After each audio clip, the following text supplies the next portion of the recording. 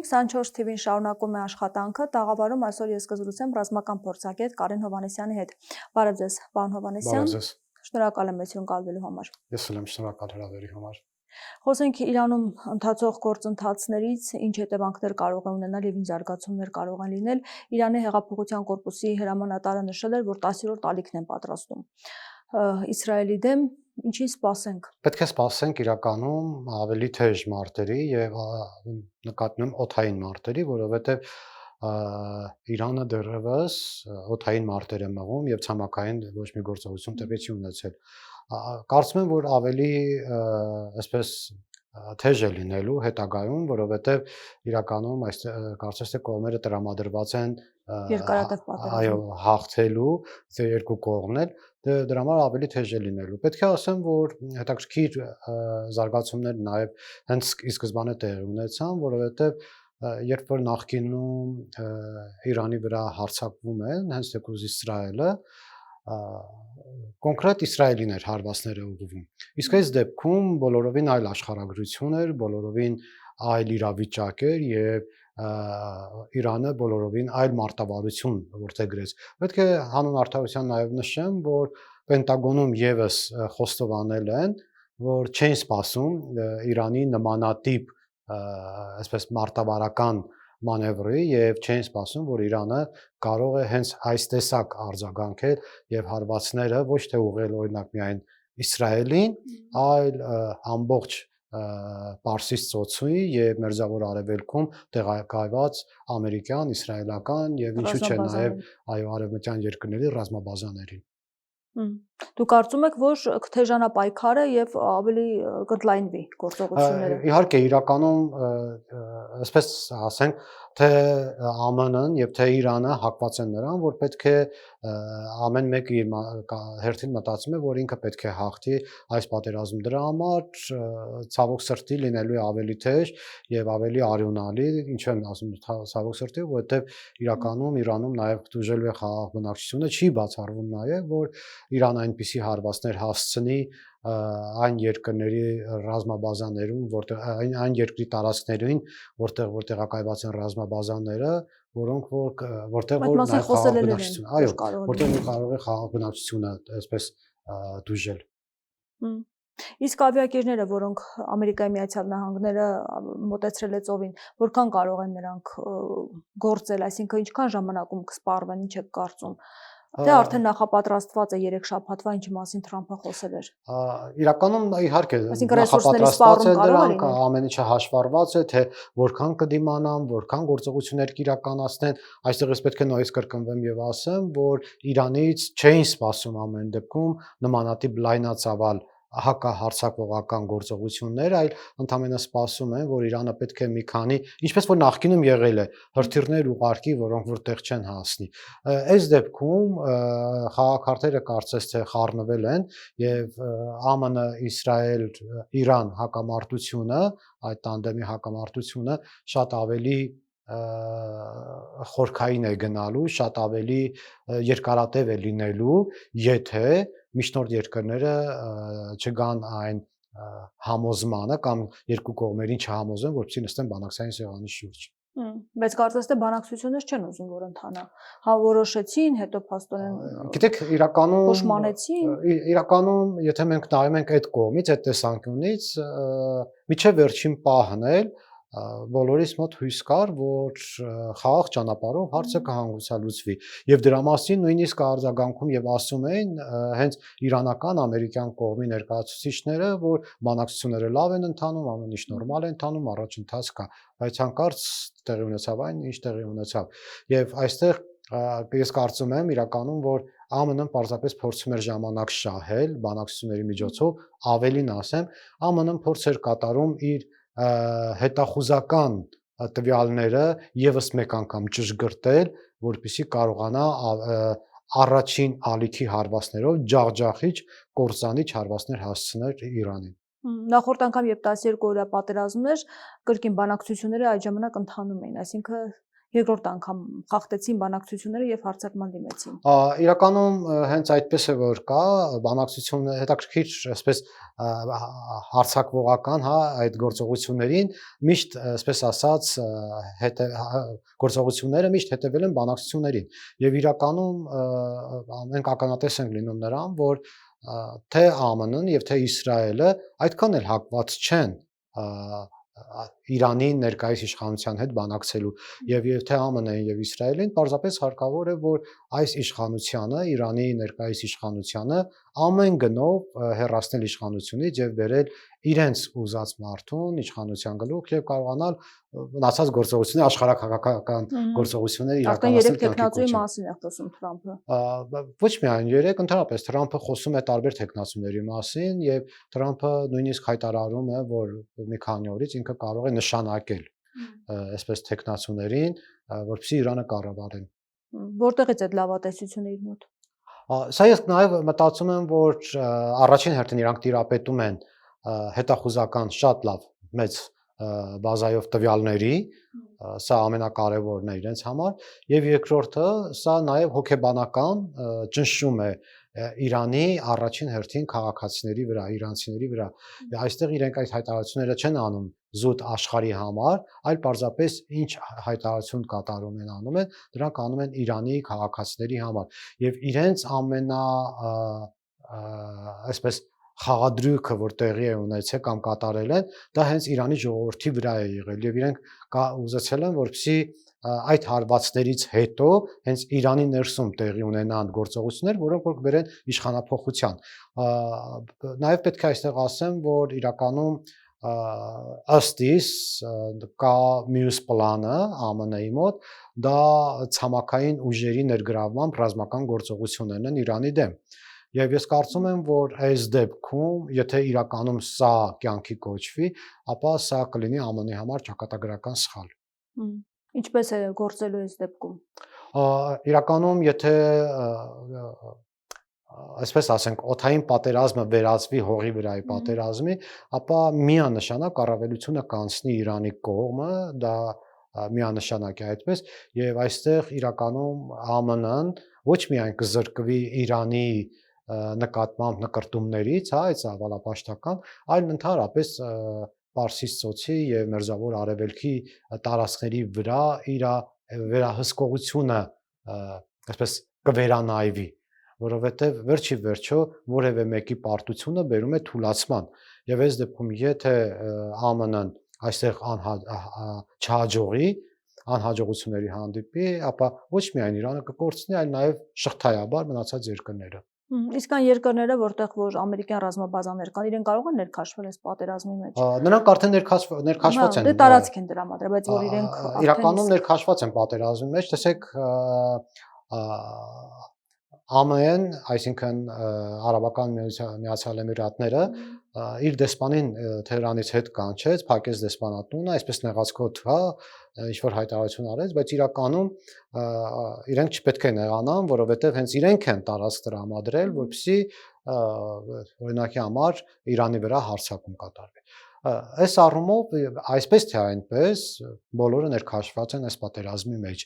Ամեն մեկը մի ձևով պարտադիր չի, որ ակտիվ ռազմական գործողությունների մեջ լինեն։ Տարածք են տրամադրել, պայմանագրեր ունեն, այո,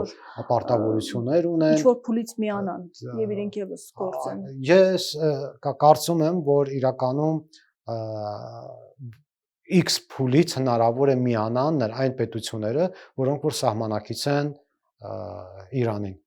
Այդ պետությունների շարքում է նաև Իրաքը, նաև Թուրքիան, ինչու՞ չէ, չնայած այն բանին, որ Թուրքիան երեք հայտարարություն կատարեց, որ դատապարտում են հայտարարությունները, բայց միևնույն է, զարգացումները այսպես շատ արագ են տեղի ունենում եւ անակնկալ զարգացումները շատ են լինելու։ Դու կարծում ես, որ Իրանը երկարատև կդիմակայի։ Դժվար է ասել, պետք է այստեղ շատ կարևոր մի դիտարկում ես անեմ, դժվար է ասել, թե Իրանը որքան կդիմակայի, որովհետև ոչ թե նրա համար, որ Իրանը զենք զինամթերք չունի, այլ պարզապես նրա համար, որ անդադ ռմբակոծվում է, հրթիռակոծվում է Իրանի նաև ռազմաբազաները, զենք արտադրող գործարանները, ընդհանրապես անդադ այդ կարևոր ռազմավարական նշանակություն ունեցող օբյեկտները ռմբակոծվում եւ հրթիռակոծվում են։ Եվ դժվար է ասել, թե Իրանը որքան կդիմանա։ Բացի դրանից կա մեկ այլ գործոն։ Դա քաղաքացիների, Իրանի քաղաքացիների տրամադրվածությունն է, թե նրանք որքանով դա այլևս տանելի կտանեն այդ ամեն ինչը, տանելի կլինի իրենց համար եւ արդյոք չի լինի այն գործողությունները կամ այն իրադարձությունները, որոնք որ եղել էին միջ պատերազմը, միջ ԱՄՆ-ի հետ բանակցությունները, այսինքն բողոքի այդ ակցիաները։ Այնպես որ շատ դժվար է եւ բարդ է ասել։ Եթե մենք նայում ենք ռազմավարական տեսանկյունից, թե արդյոք կդիմանա, ես կարծում եմ, որ իրականում Իրանը շատ մեծ կորուստներ է կրել այս 2 օրը ռազմավարական առումով եւ դժվար է ասել, որ ինքը կկարողանա դիմակայել, երկար դիմակայել։ Չնայած այն բանին, ինչու եմ ես սա ասում, որովհետեւ իրականում դժվար է ասել, ինֆորմացիան փակ է եւ դժվար է ունենալ ինֆորմացիա, թե ինչպիսի ռազմաբազաներ է Իրանի ոչնչացվել եւ ինչպիսի ռազմական գործարաններ են ոչնչացվել։ Այսօր արդեն խոսակցություն եղավ նաեւ ինչու՞ չէ, որ Ռուսաստանը պատրաստ է նաև զենք մատակարարել Իրանին։ Այսինքն սա խոսում է նրա մասին, որ առաջինը երկարատև գործողություն է հնարավոր լինի եւ երկրորդ, որ Իրանը հնարավոր է ունի զենք զինամթերքի խնդիր։ Իսկ այն զենքերը, որ իրենք ցուցադրեցին երեք, այս մասով ինչ կասեք։ Այաթոլլա Ալի-Ռեզա Արաֆին էր ցուցադրել եւ գրել էր, որ այս գիշեր աշխարհը ականատես կլինի սիոնիստների գոռոզության ավարտին։ Իրականում մի քիչ այդտեղ սպառծենկոտություն եմ տեսնում, որովհետև նաև սպառծենկոտություն, նաև հոգեբանական այսպես հարցակման միջոցով փորձ է կատարել, պարզապես սա պատերազմների չգրված գրված եւ չգրված օրենքների մեջ է տեղավորվում, որ այս պատերազմի ընթացքում պետք է պարծենալ, ցուցադրել եւ ասել, որ այս ունենք, այն ունենք, պետք է հարվածենք։ Դա իրենց քարոզչության մի մասն է։ Իսկ եթե մենք ռեալն ենք նայում, իրականության մեջ ենք նայում, ապա իրականության մեջ բոլորովին այլ է եւ այսինքն ուժերի անհավասարություն կա։ Անհավասարություն իհարկե կա անհավասարություն։ Այստեղ ԱՄՆ-ն ամբողջ Մերձավոր Արևելքից եւ Պարսից ծոցից հրթիռակոծում, ռմբակոծում է Իրանը եւ Իրանը ինքը միայնակ փորձում է դիմակայել այդ ամենին, որը որ դժվար է, շատ բարդ ու դժվար է։ Եվ այսօրվա այդ ալիքը Իրանի կողմից հրթիռակոծման Իսրայելի եւ երբ որ հաղորդվեց նաեւ Իսրայելի վարչապետի աշխատավայրն է հրթիռակոծվել, սա եւս տեղավորվում է այն համատեքստում, որ տեղի ունենում հոգեբանական պատերազմ, փորձ է կատարվում կոտրել հաղթողի հոգեբանությունը եւ բերել նստեցնել բանակցության սեղանի շուրջ։ Իսկ Իրանի կողմից այդ ռազմաբազաները, որոնք թիրախավորվում են, դրանք էլ քիչ չեն։ Բահրեյնում մենք տեսանք էլի երկրներում, որոնք իրականում բավականին շատ են եւ այստեղ նաեւ խոսք է գնում Իրանը շատ հետաքրքիր մարտավարություն է ձեռնարկել այս անգամ ինքը առաջին հերթին անցավ ռադարների ոչնչացմանը, բավականին Իրանը տեղեկացված էր եւ ինքը շատ լավ նաեւ հետախուզական տվյալների էր տիրապետում։ Ինքը առաջին անցավ ռադարների ոչնչացմանը եւ հաջողեց դրանում, կարողացավ ոչնչացնել այնպիսի ռադար, որը որ կարելի ասել աշխարհում միակն էր, այնուհետև ինքը անցավ իր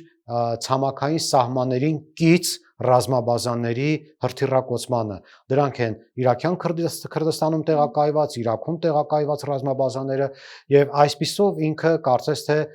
փորձ կատարեց կանխել հաջորդ այն քայլը, որով որ հնարավոր էր մոտակա տարածքներից, զենք զինամթերք մատակարարել բողոքավոր Իրանի քաղաքացիներին, ովքեր որ դուրս կգային պայքարի։ Իսկ արդեն հաջորդ փուլում բնականաբար Իրանը անցավ ոչ միայն ամերիկյան ռազմաբազաների, ցամաքային ռազմաբազաների հրթիռակոծմանը այդ տարածաշրջանում տեղակայված, այլ նաև այն նավերի հրթիռակոծմանը, որոնք որ զենք զինամթերք էին մատակարարում եւ որոնք որ ծառայում էին իբրև նաև շարժական ռազմակայաններ ԱՄՆ-ի համար։ Իսկ ԱՄՆ-ի այդ զենքերի ճշգրտության մասով ինչ կասեք, արդեն փաստորեն երկրորդ անգամ ցուցադրում են դա Իրանում, որ երբ որ ուզում են անձամբ մարդու հենց ոչնչացնում են կարողանում են թիրախային։ Ցավոք սրտի սա նախադեպային այսպես շարունակությունն է, որ ուժն է ծնում իրավունք կարգախոսը հենց գերտերություններն են առաջնային պլան բերում եւ ասում են, եթե դուք մեր սրտով չեք, մեր ուզածով չեք, մենք կարող ենք ձեզ վերացնել, երկրի ղեկավարին վերացնել, իշխանությունը վերցնել մեր ձեռքը եւ անել այնպես, ինչպես ուզում ենք։ Սա իրականում ներքին տվյալ պետության ներքին գործերին խառնվելու ամենացցուն օրինակն է եւ որքան էլ որ այսօր փորձեն արևմտյան ուժերին պաշտպանող փորձագետները, վերլուծաբանները արդարացնեն, թե այնտեղ կրոնապետություն է, այո, այնտեղ կրոնապետություն է, այնտեղ չգիտեմ, ֆաշիզմ է, այնտեղ փակ են ապրում մարդիկ, միևնույն է այդ մարդկանց ձեռնտու է այդպես։ Իրենք այդպես են ուզում, իրենք այդպես են գոյատևում, իրենք այդպես են առաջնորդվում։ Հետաքրքիր բան ասեմ, ցավոք սրտի այն պետություններում, որտեղ որ տեղի են ունեցել նմանատիպ գործողություններ, այսինքն երկրի ղեկավարներին չեզոքացրել են, այդ երկիրները երկար տարիներ այդպես էլ ընկել են տարբեր տեսակի խմբավորումների ձեռքը եւ այդպես էլ չեն զարգացել։ Դրա վառ օրինակն է Իրաքն է, Սիրիան, Աֆղանստանը, բազմաթիվ մերձավոր արևելքում այդ բոլոր երկրները, որոնք որ այդ ճանապարհով անցել են։ Միգուցե մարդիկ նաև ինչու՞ չէ արևմտյան կողմնորոշում ունեցող փորձագետները եւ լուսաբանները հակադարձեն մնացած երկրներին օրինակ բերելով նույն Պարսից ծոցի եւ Մերձավոր Արևելքի, որտեղ որ տեղակայված են ամերիկյան ռազմաբազաները։ Եվ այսօր մենք տեսնում ենք, որ այդ երկրները տուժում են հենց դրա պատճառով, որ իրենց տարածքներում օտար երկրների ռազմաբազաներ են տեղակայված եւ իրենք ընդհանրապես չկային այդ պատերազմի մեջ, գոյություն չունեին այդ պատերազմի մեջ, բայց ըստ էության հայտնվել են այդ պատերազմի մեջ։ Պետությունը գտնվում է մեկ այլ կիսագնդում, իր քաղաքացիները հանգիստ ապրում են, չունեն տագնապի ազդանշաններ, չեն լսում ոչինչ, խաղաղ ապրում են, բայց այստեղ այս մարդիկ, որ չեն պատերազմում այդ երկրի հետ, հանկարծ հայտնվել են պատերազմական իրավիճակի մեջ։ Այնպես որ ցավալիորեն պետք է ասեմ եւ նշեմ, որ սա նախադեպային այդ իրավիճակների շարունակությունն է, որ ԱՄՆ-ն փորձում է պարզապես վերացնելով երկրի ղեկավարին լուծել հարցը։ Բայց փաստորեն նրան վերացրեցին եւ մեկ ուրիշ եղավ նրա փոխարեն։ Սա անակնկալ էր Ամերիկայի համար եւ առհասարակ արդյոք կարող են իսկապես փոխել այնտեղ իշխանապողություն անել։ Գիտեք, ԱՄՆ-ի համար դա անակնկալ չէր կարող լինել, որովհետեւ ԱՄՆ-ն շատ լավ գիտակցում էր, որ անձի վերացումով չի կարող լինի իշխանության փոփոխություն Իրանում։ Պարզապես ԱՄՆ-ն փորձում էր վերացումով կոտրել այն կարծրատիպերը, որոնք ժողովրդի մոտ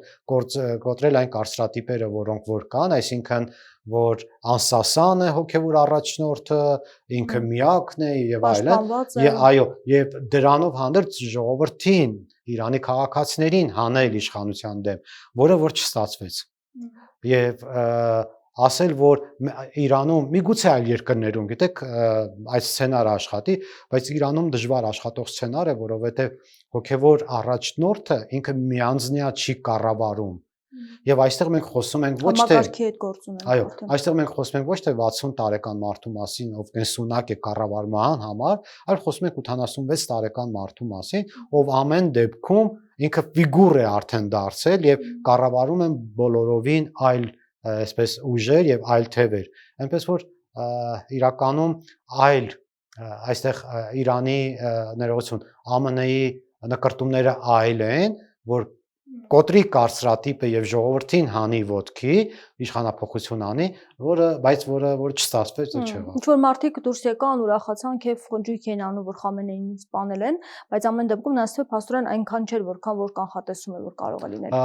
Իհարկե, գիտեք, այդ դուրս եկողների մասով էլ ասեմ, այստեղ է նաեւ քարոզչության մաս է կազմում դա, ունեն մարդիկ, հստակ մարդիկ, ովքեր որ այդ պահին կարող է դուրս գան 5-10 րոպե գործողություններ անել, նկարեն եւ սկսեն տարածել, որպեսզի այդ ալիքը տարածվի ամբողջ երկրով մեկ։ Սրանք քարոզչության մասն է։ Իսկ համատարած տրամադրվածությունները բոլորովին այլ են։ Որքան էլ քարոզչությունը փորձի ասի, որ Իրանում մարդիկ ընկճված են, Իրանում մարդիկ հոգնել են այս իշխանությունից, մեծամասնությունը ամեն դեպքում այդպես չի եւ ընդհանրապես քարոզչության այսպես զոհ են գնում Իրանում չապրողները, երբ որ դրսից այդ քարոզչության արդյունքում տեսնում են որովին այդ բան։ Իսկ Հայաստանը ինչ վտանգների առջև կարող է կանգնել, որովհետև այստեղ անհոգություն է տիրում, որ խաղաղությունը լավ է, որ խաղաղություն է, բայց որքանով կարող ենք պահել այդ խաղաղությունը։ Նայած թե Իրանում ինչպես կդասավորվեր իրավիճակը, այնտեղ երկարատև պատերազմը չի բխում Հայաստանի շահերից, ներկայիս Իրանի իշխանության պարտությունը չի բխում Հայաստանի շահերից։ Եվ պետք է ասեմ, որ մենք պետք է կարողանանք դիմակայել եւ դիմադրել ոչ թե Իրանին կամ Իրանի ներկայիս իշխանությանը, այլ պետք է մենք կարողանանք դիմադրել եւ դիմակայել այն նկրտումներին, որոնք որ թաքնված կան մեր երկու հարևան երկրներին, մեր ողերիմ հարևան երկրներում եւ այն երկու հարևանները, որոնք որ շունչները պահած այսօր սպասում են, որ Իրանը կմասնատվի, որովհետեւ ԱՄՆ-ի նաեւ ծրագրերի մեջ կա այսպես պլան G, հա, որը որ եթե չստացվի սրանք, ուրեմն պետք է մասնատվի Իրանը։ Եվ նրանք շունչները պահած սպասում են, երբ կմասնատվի, երբ կթուլանա Իրանը, որովհետեւ իրանք Թուրքիան, Ադրբեջանը նկատի ունի։ Իհարկե, Թուրքիան եւ Ադրբեջանը մեր ողերիմ հարևանները իրենք են։ Մենք ուրիշ չունենք։ Եվ իրենք որպեսզի կարողանան իրենց այն նկրտումները, որոնք որ 2020 թվականից ի վեր արդեն բացահայտ են ասում, իրականություն դարձնեն, կյանքի կոչեն։ Չէ՞ որ այստեղ անընդհատ Իրանը եղել է այն զսպողը 2020 թվականից հետո բանակցությունների այդ բուրըն ընթացքում այն զսպող միակ ուժը, որը հստակ ասել է, սա իմ կարմիր գիծն է, այստեղից այն կողմ չպետք է անցնեք, Հայաստանի Հանրապետության եւ Իրանի Իսլամական Հանրապետությունը պետք է ունենա ընդհանուր սահման եւ դա մեր կարմիր գիծն է։ Այսինքն այստեղ իրենք սպասում են անհապեր թե ինչ պետք է տեղ ունենա, երբ պետք է թուլանա եւ մասնատվի, որպեսզի իրենք իրենց գործողություններ անեն։ Նկատի ունեք ուժով գործողություններ։ Իհարկե, ինչու՞ չէ։ Շանտաժով, ուժով, ամեն ինչով, բոլոր սցենարներով։ Մենք այդ սցենարների ականատեսը եղել ենք։ Մենք 2022-23 թվականներին այդ սցենարների բոլոր սցենարների ականատեսը եղել ենք։ Բայց իշխանությունը շատ անհոգ է այս առումով եւ վտանգներ չի տեսնում։ Միգուցե երաշխիքներ են տրվել Ամերիկայի Միացյալ Նահանգներից։ Գիտեք, երաշխիքներ եւ ոչ մի պետություն չի կարող տալ ընդհանրապես։ Երաշխիքներ, անվտանգային երաշխիքներ տալիս է միայն մի բան։ Դա ուժն է, դա բանակն է։ Եթե անվտանգության մասին ենք խոսում, եթե ուժեղ ես, եթե բանակը կանգուն է, կանգնած է, ուրեմն քո կողքին կլինեն։ Իսկ եթե թույլ ես, բանակ չունես, ապա հասած մյուս ուժերի կողմն են լինելու եւ քեզ փորձելու են համոզել, որ ճիշտը սա է, որպեսզի տարածաշրջանում գա խաղաղություն։ Հատկապես երբ հիմա Ադրբեջանը պետք է իրենց միանշանակ, եւ ոչ միայն Ադրբեջանը, նաեւ Թուրքիան։ Կարծում եք ինչ որ փուլից կարող են իրանք էլ այս ամենի մեջ մտնեն Իրանի դեմ։ Հնարավոր է Ադրբեջանը խիստ կասկածում է, բայց հնարավոր է Թուրքիան որոշակի փուլից գործողություններ սկսի, չմոռանանք, որ նաև Ինջիրլիկի ռազմաբազան է տեղակայված Թուրքիայում, այսօր տեղեկատվություն տարածվեց, այսպես որ Իրանը նաև Ինջիրլիկի ռազմաբազան է թիրախավորել, բայց կարծես թե տեղեկատվությունը իրականությանը չէր համապատասխանում, բայց ամեն դեպքում պետք է մենք հաշվի առնենք այն հանգամանքը, այն փաստը, որ իրականում Թուրքիան եւս հնարավոր է ներքաշվի այս գործողություններում, չէ՞ որ վերջի վերջո Թուրքիան հավակնում է տարածաշրջանում լինել Ամերիկայի ներկայացուցիչը։ Եվ իրանցիների Հայաստան գալու մասին այս խոսակցություններով քանի 100,000 մարդ կարող է գալ, արդյոք մենք պատրաստ ենք, սա ինչ անվտանգային խնդիրներ կարող է առաջացնել։ Ընդհանրապես ցանկացած նման տիպի միգրացիոն հոսքը վտանգներով լի է, որովհետև մենք բոլորս էլ գիտենք, որ ամեն դեպքում Իրանը միատարր պետություն չի եւ այնտեղ այսպես տարբեր ազգերի ներկայացուցիչներ են ապրում եւ դրանց բոլորի մուտքը Հայաստանի Հանրապետություն լի է հղի է վտանգներով եւ մենք պետք է կարողանանք հստակ պատրաստ լինենք դրան, որ մենք ունենանք հստակ տարածքներ, այսպես ասած ճամբարներ, որտեղ որ մենք կտեղավորենք ոչ թե իրենք իրենց այսպես ասած կամքով գան, սահմանը անցնեն եւ որոշեն գնան Գեղարքունիք, որոշեն գնան Տավուշ, Երևան եւ այլն։ Ոչ։ Համակարգվի Այո, այսինքն։ պետք է լինեն տարածքներ, որտեղ որ կլինեն ճամբարներ, ճամբարային վրաններ, այսինքն պետք է մենք այս պլանը ունենանք։ Ես չեմ ասում, այսպես հենց հիմա այդ ամեն ինչով զբաղվենք, պարզապես երբ որ արդեն նկատենք, որ հոսքը կա, պետք է մենք դա ունենանք եւ այդ բոլոր մարդկանց մենք պահենք վերահսկողության տակ, միջև որ աշխարհը ինքը հասկանա կամ ինքը մեր հետ միասին փախստականների հարցը փորձի լուծել։ Ես ավելի պարզ օրինակով ասեմ, Սիրիայի պատերազմի դեպքում, եթե կհիշեք, երբ որ Թուրքիան հարձակվեց Սիրիայի վրա,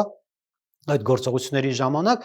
Սիրիայից բազմաթիվ փախստականներ անցան Թուրքիա եւ Թուրքիան հենց սահմանի մոտ թույլ չտվեց, որ իրանք անցնեն Սիրիայի խորքերը, Թուրքիայի խորքերը։ Հենց սահմանի մոտ ստեղծեց ճամբարներ, այնտեղ վրանային ճամբարներ եւ նույնիսկ Եվրոպային ԱՄՆ-ին սպառնում էր, եթե դուք ինձ չֆինանսավորեք, որ ես իրենց պահեմ, ես իմ սահմանները բացելու եմ, այդ բոլորին ուղարկեմ Եվրոպա եւ ԱՄՆ։ Այսինքն մենք պետք է պատրաստ լինենք այդ մարդկանց ընդունելու, եթե գալիս են, բայց այդ մարդկանց մի տարածքում համակարգված ընդունենք։ Իսկ տնտեսական առումով ճանապարհի հետ կապված ինչ խնդիրներ կարող ենք ունենալ։